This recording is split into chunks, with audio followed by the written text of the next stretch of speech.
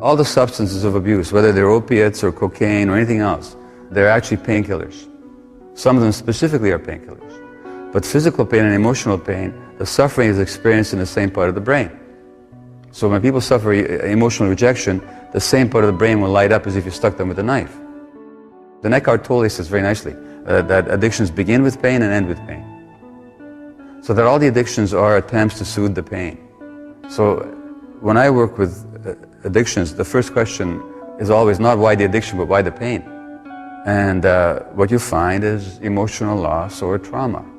In the case of the severe addicts, as in the downtown East Side here, they were every single one of them traumatized. There's no women walking the streets here who had not been sexually abused, not even by accident. But you know, whether it's a sex addiction or internet or relationship or shopping or work addiction, these are all attempts to get away from distress. Keith Richards, the Rolling Stone guitarist, said, who used to have a severe heroin habit, as you know, he said that all the contortions we go through just not to be ourselves for a few hours. Well, why would somebody not want to be themselves? Because they're in too much distress and too much pain.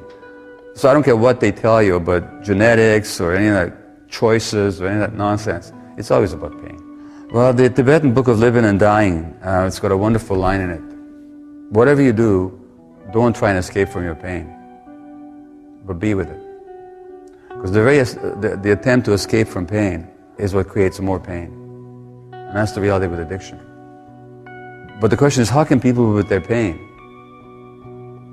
Well, only if they sense some compassion from somebody.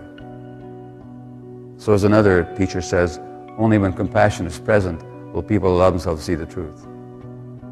So addicted people need a compassionate present which will permit them to experience their pain without having to run away from it. And all the attempts to run away, it's like another teacher says, the surest way to go to hell is to try to run away from hell. So you got to be with that pain. You just have to be with it, but you have to have some support. And we live in a society that, one way or the other, is always about instant relief, quick satisfaction, distraction.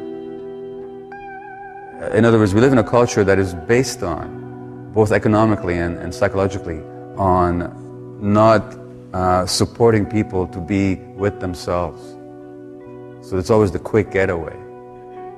So it's very difficult to deal with addictions in a society. But yeah, it is a matter of, at some point, finding a way of being with your pain so that you can actually get to know what it's really all about.